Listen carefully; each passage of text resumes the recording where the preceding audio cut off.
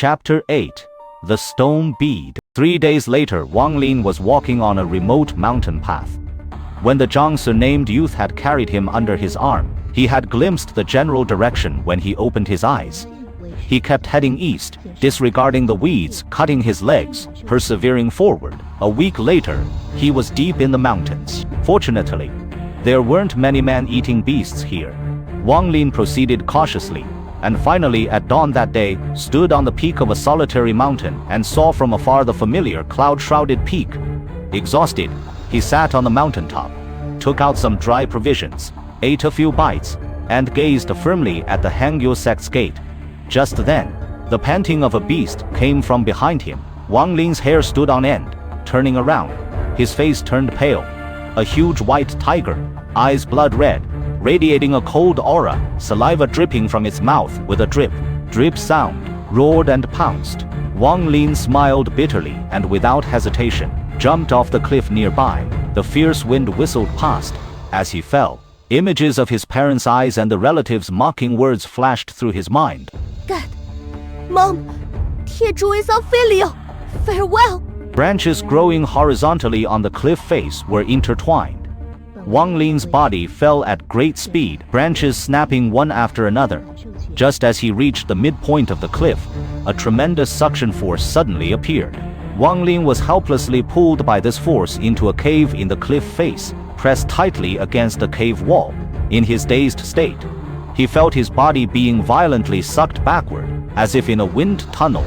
After a long time, the suction gradually disappeared, and his body fell from the wall. After recovering for a while, he struggled to get up. His clothes were torn to shreds by the branches, his body covered in wounds, especially his right arm, which was swollen and throbbing with pain. Waves of heart-piercing pain surged. Beads of sweat the size of peas streamed down. He touched it, unsure if the bone was broken. But clearly the injury was from hitting the wall earlier. His face pale, he gritted his teeth and stood up looking around.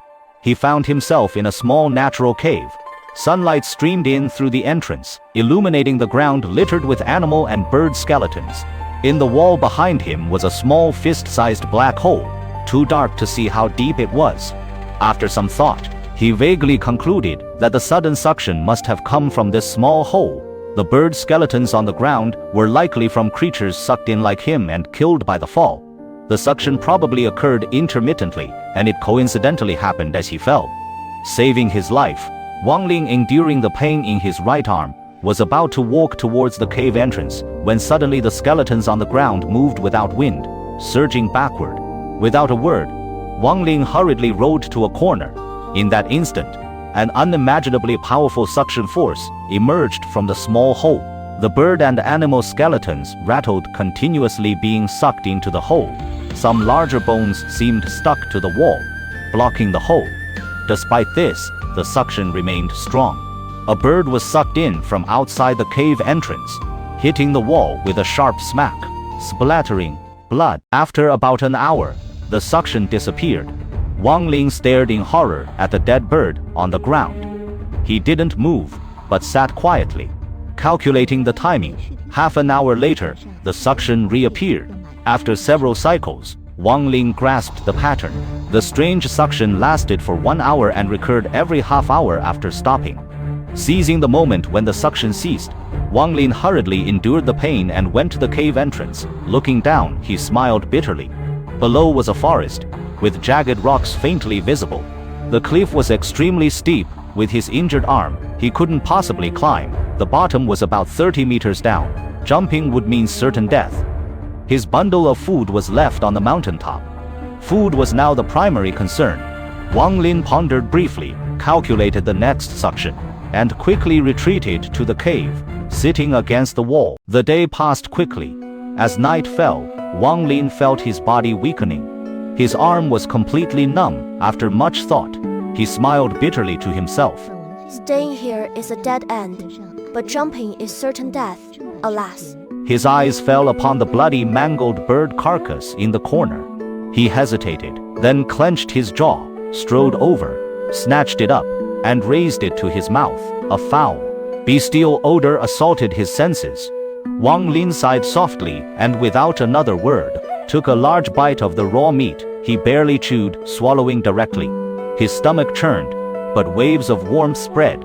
He wolfed down half the bird before overwhelming nausea rose. Wang Lin quickly stood up, took deep breaths, and suppressed it. Tossing the remains aside, he sat against the wall, his mind a whirlwind of thoughts, his parents, fourth uncle, the mocking faces of his relatives, the cold gaze of the black-clothed man from Hangyu sect. In his daze, he suddenly stared fixedly at the half-eaten bird beside him. Without blinking, he grabbed it and looked closely. Inside the half-bird was a red bead, the size of a baby's fist. Wang Lin dug it out, greatly surprised. How could a bird have a bead inside? His heart pounded. He recalled a mythical miscellany called Classic of Mountains and Seas he'd seen at the village teacher's place. It described how some animals, if they lived many years, would form a treasure called a Niden internal elixir inside their bodies.